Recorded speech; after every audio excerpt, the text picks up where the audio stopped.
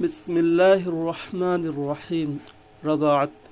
مکہ مکرمہ میں پیدا ہونے والے بچوں کی پیدائش کے موقع پر بچوں کی رضاعت اور ابتدائی پرورش کے لیے شہروں سے زیادہ دیہاتوں کو پسند کیا جاتا تھا، اس لیے کہ وہاں کے آب و ہوا زیادہ صاف ستھری اور سادہ، اور وہاں کے رہنے والوں کے اخلاق میں اعتدال اور سلامتی طبع زیادہ نمایاں تھی۔ شہری زندگی کے شہری اور کاروباری طور طریق سے جو بعض خرابیاں پیدا ہو جاتی ہیں، بچوں کی ابتدائی عمر کی سادہ دلی ان خرابیوں سے محفوظ رہتی۔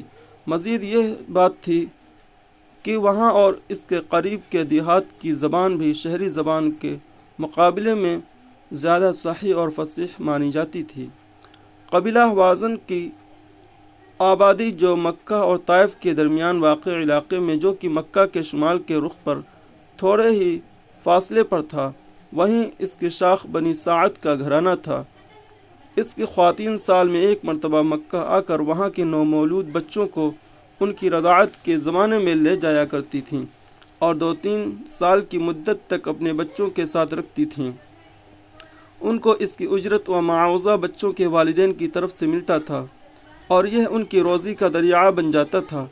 چنانچہ حضور صلی اللہ علیہ وسلم کی پیدائش کے سال بھی یہ خواتین آئیں اور بچوں کو جن کے والدین ذی حیثیت دیکھے ان کو لے گئیں۔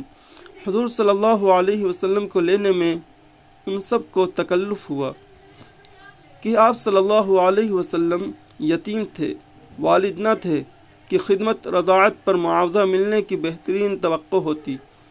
بچوں کو لینے کے لیے آنے والی خواتین میں حلیمہ بنت ابی ذؤیب السعدیہ کو سواری کی کچھ دشواری کی بنا پر لوگوں کے گھروں میں پہنچنے میں تاخیر ہوئی، اور خوشحال گھرانوں کے نومولود بچے دیگر خواتین نے حاصل کر لیے، اور حلیمہ کو آپ کو چھوڑ کر دیگر کوئی بچہ نہ مل سکا اور ان کو مجبوراً آپ ہی کو لینا پڑا۔ انہوں نے آپ کو لیا تو معاوضے کی اچھی توقع نہ ہونے کی بنا پر مایوسی کی سی کیفیت محسوس ہو رہی تھی، لیکن آپ کو لے جانے پر انہوں نے خصوصی معاملہ دیکھا کہ ہر بات میں برکت محسوس ہوئی، ایسی برکت کہ دوسری دودھ پلانے والیوں کو رشک ہوا کہ حضرت حلیمہ کو ہر چیز میں فائدہ محسوس ہوا۔ چنانچہ حضرت حلیمہ نے رضاعت کے لیے باہر رہنے کی جو مدت ہوتی ہے، اس سے زیادہ مدت کے لیے آپ کو اپنے پاس رکھا۔ حضرت حلیمہ اس واقعہ کو اس طرح بیان کرتی ہیں کہ وہ اپنی بستی سے اپنے شوہر کے ساتھ اور اپنے ایک چھوٹے بچے کے ساتھ، جو خود بھی شیرخوار تھا، قبیلہ بنو سعد بن بکر کی خواتین کی معیت میں شیرخوار بچوں کی تلاش میں نکلیں۔ وہ کہتی ہیں کہ یہ واقعہ اس سال کا تھا جس میں بڑی خشک سالی تھی اور غربت تھی، جس کی وجہ سے ہمارے پاس کچھ نہیں رہ گیا تھا۔ کہتی ہیں کہ میں اپنی ایک گدھی کی سواری جو خاکی رنگ کی تھی پر نکلی۔ ہمارے ساتھ ایک بوڑھی اونٹنی بھی تھی جو بڑی مشکل سے تھوڑا دودھ بھی نہیں دے پاتی تھی۔ چنانچہ ہم ساری رات اپنے اس بچے کے ساتھ جو ہمارے ساتھ تھا سو نہیں پاتے تھے، جو کہ بھوک سے رویا کرتا تھا۔ خود میری چھاتیوں میں اتنا دودھ نہ تھا جو اس کی ضرورت کو پورا کرے، اور نہ ہماری بوڑھی اونٹنی میں دودھ تھا جس سے اس کو غذا ملے، لیکن ہم امید کرتے تھے کہ مدد اور کشادگی حاصل ہوگی۔ چنانچہ میں اپنی اسی گدھی کی سواری پر نکلی، اور میں نے قافلے والوں کو بھی راستے میں سواری کی سست رفتاری کی وجہ سے جگہ جگہ انتظار کرایا، یہاں تک کہ قافلے والوں کو ہماری سواری کی کمزوری اور دبلے پن سے پریشانی ہوئی۔ چنانچہ ہم مکہ پہنچے اور دودھ پینے والے بچوں کو تلاش کرنے لگے۔ ہم میں سے ہر عورت کو رسول اللہ صلی اللہ علیہ وسلم کے یہاں جانے کا موقع ملا اور ان کے سامنے حضور صلی اللہ علیہ وسلم کو پیش کیا گیا، لیکن وہ قبول نہیں کرتی تھیں۔ جب یہ بتایا جاتا تھا کہ وہ یتیم ہیں، اور بات یہ تھی کہ ہم کچھ خیر حاصل کرنے کی امید میں ہوتے تھے کہ جو ہم کو بچے کے باپ سے ملتا، چنانچہ ہم آپ کو دیکھ کر کہتے کہ یہ تو یتیم ہیں، ان کی والدہ اور ان کے دادا سے کہاں تک امید کی جا سکتی ہے۔ چنانچہ ہم آپ کو اسی وجہ سے پسند نہیں کرتے تھے۔ ہوتے ہوتے کوئی عورت ایسی نہیں بچی جو میرے ساتھ آئی، مگر کوئی بچہ اس نے حاصل نہ کر لیا سوائے میرے۔ پھر جب ہم سب نے واپس ہونے کا فیصلہ کیا تو میں نے اپنے شوہر سے کہا، بخدا مجھے اچھا نہیں لگتا کہ میں لوٹوں اور میرے ساتھ کی سب عورتیں لوٹیں اور صرف میں کوئی بچہ نہ حاصل کر سکوں۔ میں ضرور جاؤں گی اور اس یتیم بچے ہی کو لے آتی ہوں۔ انہوں نے کہا، کوئی حرج نہیں کہ تم ایسا کر لو، ہو سکتا ہے کہ اللہ تعالی ہمارے لیے اسی میں برکت رکھ دے۔ کہنے لگیں، چنانچہ میں وہاں گئی اور میں نے ان کو لے لیا۔ مجھے ان کے لینے پر صرف اس بات نے آمادہ کیا کہ مجھے ان کے علاوہ اور کوئی بچہ مل نہ سکا تھا۔ کہتی ہیں، جب میں نے ان کو لے لیا اور لے کر اپنی جگہ واپس آئی اور میں نے ان کو اپنی گود میں رکھا، میری چھاتیوں میں بچے کو جتنا چاہیے تھا دودھ آ گیا اور انہوں نے پیا اور وہ سیر ہو گئے، اور ان کے ساتھ ساتھ پھر میرے بچے نے جو ان کے رضاعی بھائی ہوئے پیا اور وہ بھی سیر ہو گئے اور دونوں سو گئے۔ حالانکہ ہم اس سے پہلے اپنے بچے کے ساتھ سو نہیں پاتے تھے، اور میرا شوہر اس دبلی اونٹنی کی طرف گیا، اس کے بھی دودھ بھرا ہوا تھا۔ اس کا دودھ انہوں نے دوہا، اتنا کہ انہوں نے خود پیا اور ان کے ساتھ میں نے بھی پیا، اور ہم دونوں پوری طرح سیر ہو گئے اور ہم نے بہت اچھی رات گزاری۔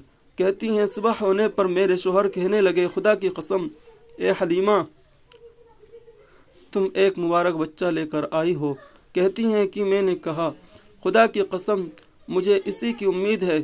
کہتی ہیں کہ اب ہم نکلے اور میں اپنی اسی گدھی کی سواری پر بیٹھی اور ان کو بھی اپنے ساتھ اسی پر بٹھایا۔ خدا کی قسم قافلے میں ہم نے اس طرح راستہ طے کرنا شروع کیا کہ ہمارے ساتھ کی عورتوں کی سواریاں اس تیزی سے نہیں طے کر پا رہی تھیں، یہاں تک کہ میری ساتھ کی عورتیں کہنے لگیں کہ اے ابو ذؤیب کی بیٹی، تیرا بھلا ہو، ذرا ہمارے خاطر رک کر چلو۔ کیا یہ تمہاری وہی گدھی نہیں ہے جس پر بیٹھ کر تم آئی تھی؟ اس پر میں ان سے کہنے لگی، کیوں نہیں، بخدا یہ وہی سواری ہے۔ وہ کہنے لگیں، خدا کی قسم اس کی تو نئی بات معلوم ہوتی ہے۔ کہتی ہیں کہ پھر ہم اپنے گھروں میں آ گئے جو قبیلہ بنو سعد کے علاقے میں واقع تھے۔ وہاں کی زمین ایسی زمین تھی کہ میں نہیں جانتی کہ کوئی اور دوسری زمین اس سے زیادہ خشک رہی ہوگی۔ اب یہ حال ہوا کہ میری بکریاں شام کو میرے پاس چر کر واپس آتیں، جبکہ ہم اس مبارک بچے کو اپنے ساتھ لے آئے تھے۔ بہت پیٹ بھری اور دودھ دینے والی ہو کر، چنانچہ ہم دودھ دوہتے تھے اور پیتے تھے، جبکہ وہیں یہ حال تھا کہ کوئی دوسرا ایک قطرہ دودھ نہیں دو پاتا تھا بکریوں کے تھنوں میں سے۔ یہاں تک کہ ہمارے خاندان کے لوگ اپنے اپنے چرواہوں سے کہنے لگے، ارے تمہاری خرابی ہو، وہاں لے جا کے چراؤ جہاں ابو ذؤیب کا چرواہا چرانے لے جاتا ہے۔ لیکن اس پر بھی ان کی بکریاں بھوکی واپس آتی تھیں اور ایک قطرہ دودھ بھی نہیں دے پاتی تھیں، اور جب کہ میری بکریاں پیٹ بھر اور دودھ والی بن کر واپس آتی تھیں۔ اسی طرح سلسلہ رہا اور ہم برابر اللہ تعالیٰ کی طرف سے خیر کی مزید بات دیکھتے رہے، یہاں تک کہ دودھ پلانے کی 2 سال گزر گئے اور ان کا میں نے دودھ چھڑا دیا، اور ان کی صحت کی ترقی اس طرح ہو رہی تھی کہ ایسی دوسرے بچوں کی نہیں ہوا کرتی کہ وہ ابھی 2 سال ہی کو پہنچے تھے کہ ایک مضبوط بچے کی طرح ہو گئے۔ کہتی ہیں کہ چنانچہ میں ان کو لے کر ان کی ماں کے پاس آئی، حالانکہ ہمیں بہت زیادہ خواہش تھی کہ وہ ابھی ہمارے درمیان اور رہیں، کیونکہ ہم ان کی برکت کو دیکھ رہے تھے۔ چنانچہ ہم نے ان کی ماں سے بات کی اور میں نے ان سے کہا کہ میرے اس بچے کو میرے پاس ابھی اور چھوڑ رکھیں تاکہ اور مضبوط ہو جائے۔ مجھے یہ ڈر لگتا ہے کہ مکے کی بیماری کا اثر ان پر نہ پڑ جائے۔ کہتی ہیں کہ میں ان سے برابر اصرار کرتی رہی، حتیٰ کہ انہوں نے ہمارے ساتھ واپس جانے کی اجازت دے دی۔ کہتی ہیں، چنانچہ ہم ان کو اپنے ساتھ لے کر واپس آئے، لیکن خدا کی قسم ہوا یہ کہ ہمارے ان کو واپس لانے کے چند مہینے کے بعد وہ اپنے بھائی یعنی میرے بچے کے ساتھ بکریوں میں تھے۔ جو ہمارے گھروں کے پیچھے تھیں۔ اتنے میں ان کا بھائی یعنی میرا بچہ دوڑتا ہوا آیا اور مجھ سے اور اپنے باپ سے کہا کہ میرے اس قریشی بھائی کو 2 آدمیوں نے جو سفید کپڑے پہنے ہوئے ہیں پکڑ لیا اور چت لٹا کر ان کا پیٹ چاک کر دیا، اور جیسے کہ ان کو نچوڑ رہے ہیں۔ کہتی ہیں کہ میں فوراً نکلی اور ان کے باپ نکلے، ان کی طرف لپکے تو ہم نے ان کو پایا کہ وہ کھڑے ہیں اور چہرے پر پریشانی کا اثر ہے۔ کہتی ہیں کہ میں نے ان کو لپٹا لیا اور ان کے باپ نے بھی لپٹا لیا، اور ہم نے ان سے کہا کہ تم کو کیا ہوا اے میرے بیٹے؟ انہوں نے کہا کہ میرے پاس 2 آدمی آئے جو سفید کپڑوں میں تھے، انہوں نے مجھے لٹا دیا اور میرا پیٹ چاک کر ڈالا۔ وہ اس میں کوئی چیز ڈھونڈ رہے تھے، میں نہیں جانتا کیا ہے۔ وہ کہتی ہیں ہم ان کو لے کر لوٹے اور اپنے خیمے میں لائے۔ کہتی ہیں کہ مجھ سے ان کے باپ نے کہا کہ اے حلیمہ، مجھے ڈر معلوم ہوتا ہے کہ اس بچے کو کہیں آسیب تو نہیں ہو گیا، لہذا ان کو ان کے گھر والوں کے پاس لوٹا دو قبل اس کے کہ ان کی یہ چیز ظاہر ہونے لگے۔ کہتی ہیں کہ ہم ان کو لے کر ان کی ماں کے پاس آئے تو ماں نے کہا ان کو تم کیوں لائی اے دائی، حالانکہ تم تو بہت اصرار کرتی تھیں ان کو لے جانے کے لیے اور اپنے پاس رکھنے کے لیے۔ کہتی ہیں کہ میں نے ان سے کہا کہ اللہ تعالیٰ نے میرے ان بیٹے کو اچھے حال تک پہنچا دیا ہے اور مجھ پر جو ذمہ داری تھی وہ میں نے پوری کر دی۔ مجھے واقعات سے ڈر معلوم ہوتا ہے، لہذا آپ تک ان کو ایسا پہنچانا مناسب سمجھتی ہوں جیسا آپ پسند کرتی ہیں۔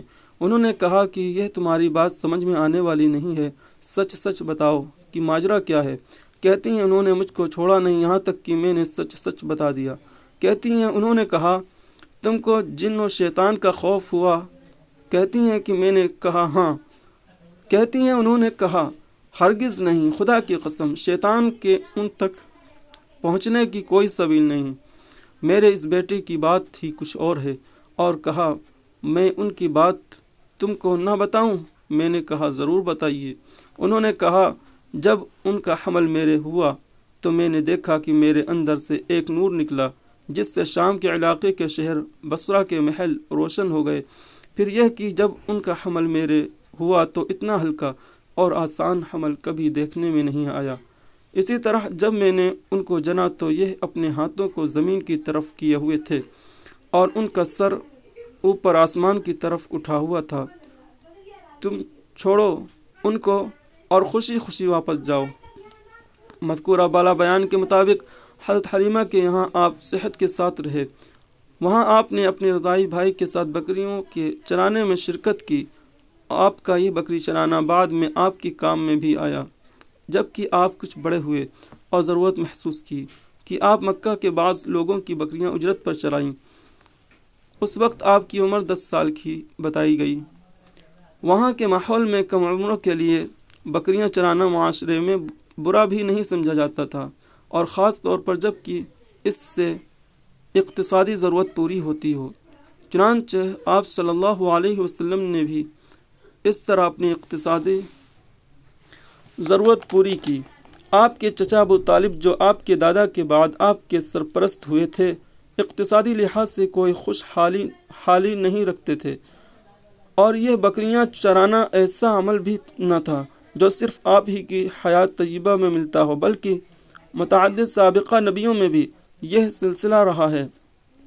حضرت موسیٰ علیہ السلام نے بھی اجرت پر بکریاں چرائی تھیں، اور شاید یہ اللہ تعالیٰ کی طرف سے ایک حکمت کے طور پر کرایا جاتا ہوگا، کیونکہ بکریاں ایسی جانور ہیں جو مل جل کر کم رہتی ہیں، ادھر ادھر بھاگتی ہیں۔ ان کو اکٹھا رکھنا اور ایک طرف چلانا یہ انسانی افراد کی قیادت کرنے اور ان کو ایک رخ پر چلنے کی مشق کرانے کا بھی مزاج بنا سکتا ہے، جس کی ضرورت نبیوں کو پیش آتی ہے۔